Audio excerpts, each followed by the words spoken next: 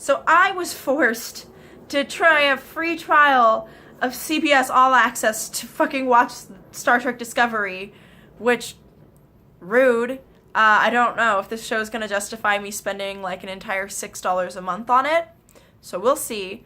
Episodes 1 and 2 were less worse than I thought they would be. But they did suffer from pretty much the exact flaws I thought they would. So I'm kind of disappointed, but also kind of not. Parts of it were surprisingly good. I loved the performances. I thought all of the actors did a fantastic job. I'm really excited for more scenes with Lieutenant Saru. I'm really excited to see what they do with Sonequa Martin Green's character, Michael Burnham.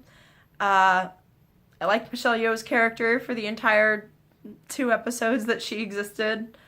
And her death did bum me out, so it was good that they were able to actually make me feel things.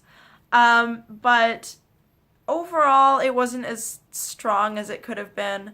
I feel like one of the bigger problems with the show is honestly that the visuals really just don't feel like Star Trek, and they especially don't feel like classic Trek when that's what you're going for. And worse, when you keep putting these little Easter eggs to remind me that's what you're going for, but then you can't commit to it, so there's all this like really excessively modern looking stuff. And it just feels anachronistic, which I kind of thought it would, because it has that very glossy Abramsy look, you know, where they even did the Vulcan Learning Center in the same way, and the Klingon redesign is just so extreme.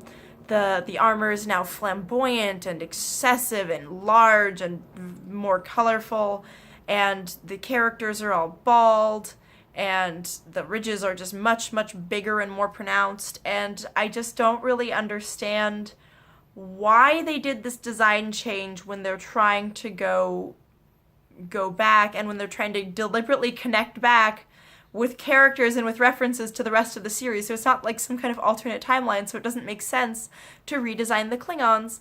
And I just don't like it. It's gonna bother me the entire time. And also they exclusively have them speaking in Klingon instead of sometimes having them speak English and then have the Klingon words.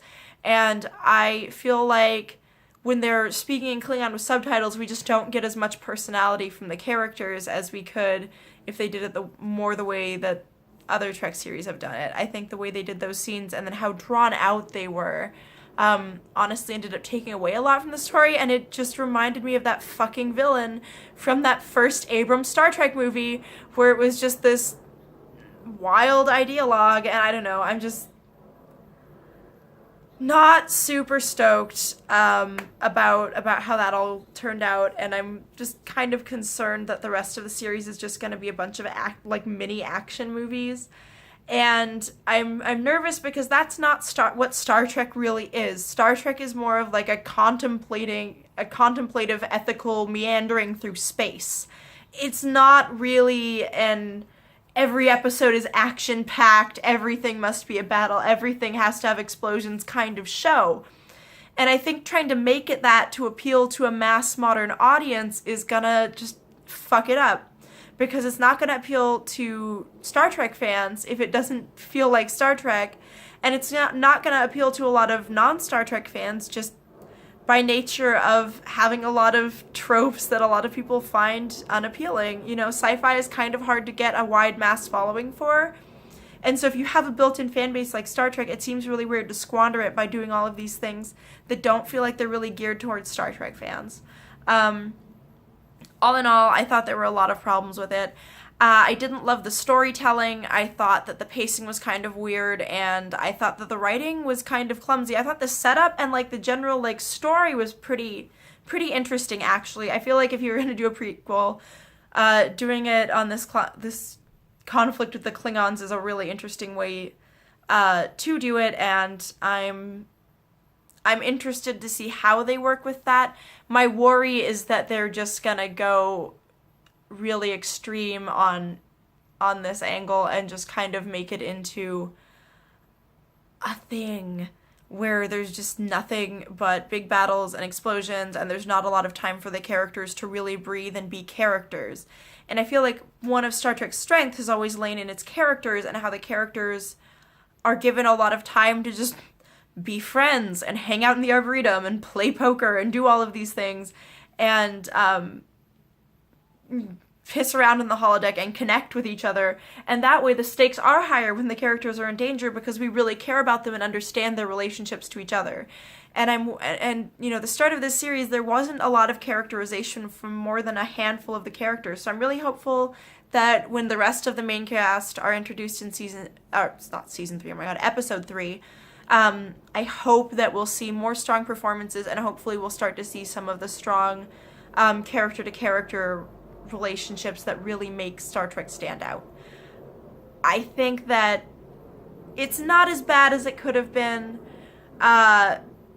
I'm trying to reserve judgment until there's more of a series to judge, because I feel like this wasn't really starting by putting their best foot forward, and hopefully they hit their stride in the next couple of episodes. Hopefully the writing gets better as they kind of figure out what they're doing. And, you know, pilots are often a little rough. God knows, Encounter at Farpoint is painful in some parts. It's just...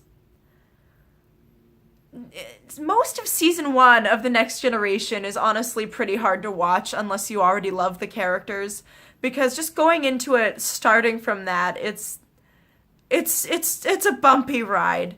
Beardless Riker is a bumpy ride. The whole thing's kind of just a little bit of a mess. And so I'm like hoping that this episode was kind of their like stumbling point, and that this series gets a little bit better as it goes along. So I will watch episode 3. We'll see if this series is worth spending $6 entire on. That's everything I have on this. Catch you guys later.